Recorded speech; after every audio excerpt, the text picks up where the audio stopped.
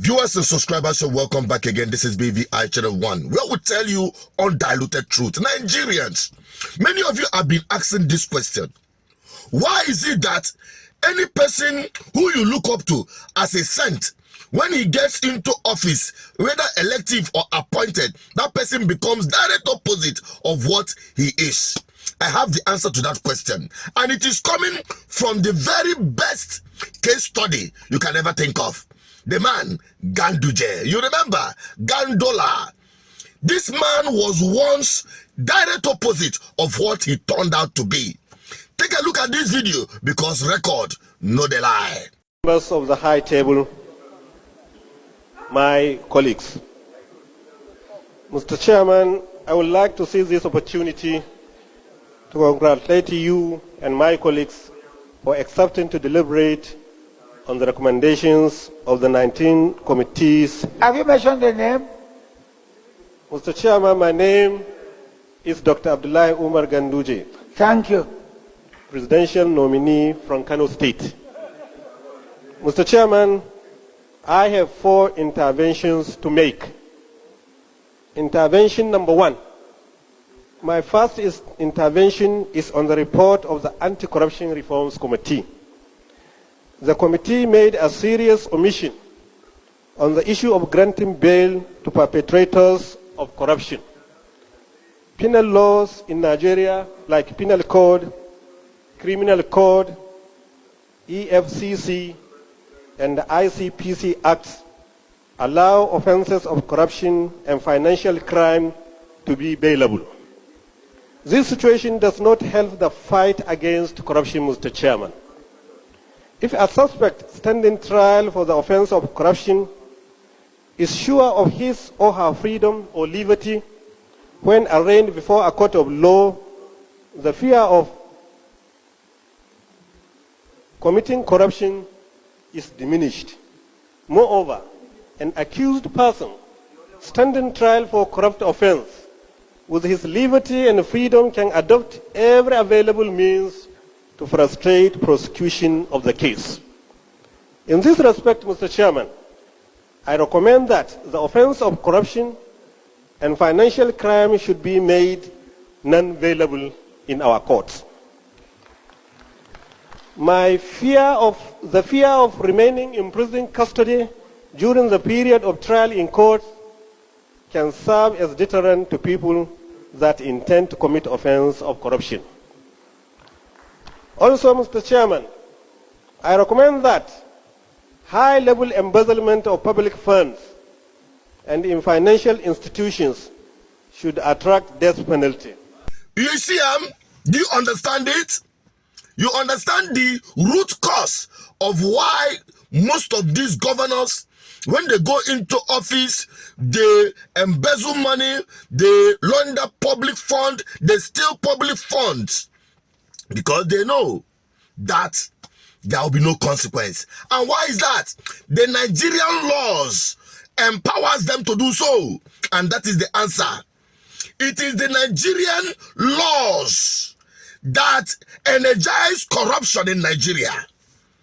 It is the Nigerian laws that energize corruption in all the stratas of government in this country, beginning from the court, the legislative arm, and the executive arm.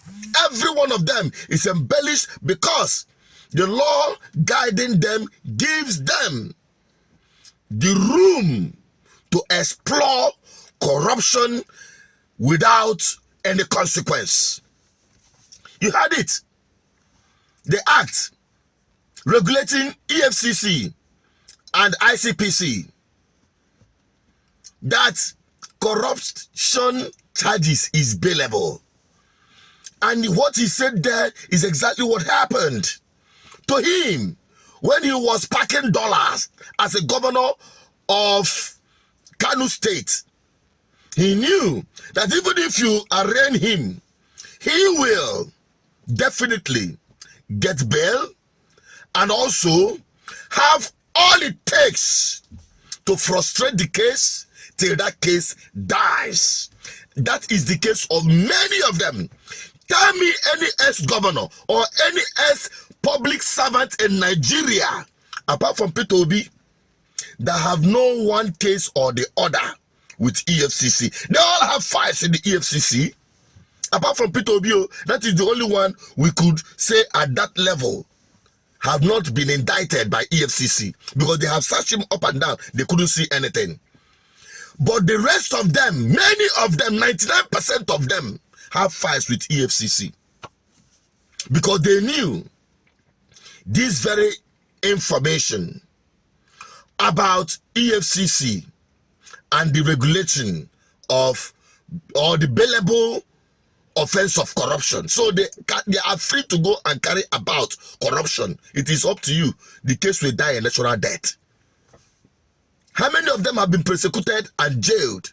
How many? Tell me how many top politicians have been persecuted and jailed? Even the ones that EFCC had acknowledged and have accepted and made public that they have recovered stolen funds. Those people that stole that fund, they are still walking free. You see that? It is the Nigerian rules or laws that energize corruption. And you think corruption is going to come to an end. No! It is a lie. It will never come to an end in Nigeria. You know, I tell you that corruption is an institution in Nigeria. Corruption is a tradition in Nigeria. In fact, if you're not corrupt in Nigeria, then there is something wrong with you as a public servant or as an elected politician into any government office. So, I'm going to bring to you the next phase, because I don't want to unbundle everything here about the useless G5 led by Wike. Now that one go open your eyes further. Make could help me share this video further, so that Nigerians, you will know where your problem is coming from, why your hospitals are not working, why your schools are falling apart, why your pensions and your gratuities are not being paid, why your salaries are being withheld, and the same money diverted by politicians, because they knew there will be no consequence for that. So that when you are channeling your anger, you know where to channel it to, and where the source of your problem is coming from. If this one is not good enough, maybe the next video will open your eyes further to know the depth of this madness in a country you call Nigeria. Make you help me share this video. I don't know why these videos are not going viral. Make you help me tell Nigerians, show Nigerians the kind of politicians they have and what is actually energizing them to be corrupt. What's your take on it? Drop it in the comment section. I'm signing out. But don't forget to subscribe for more videos.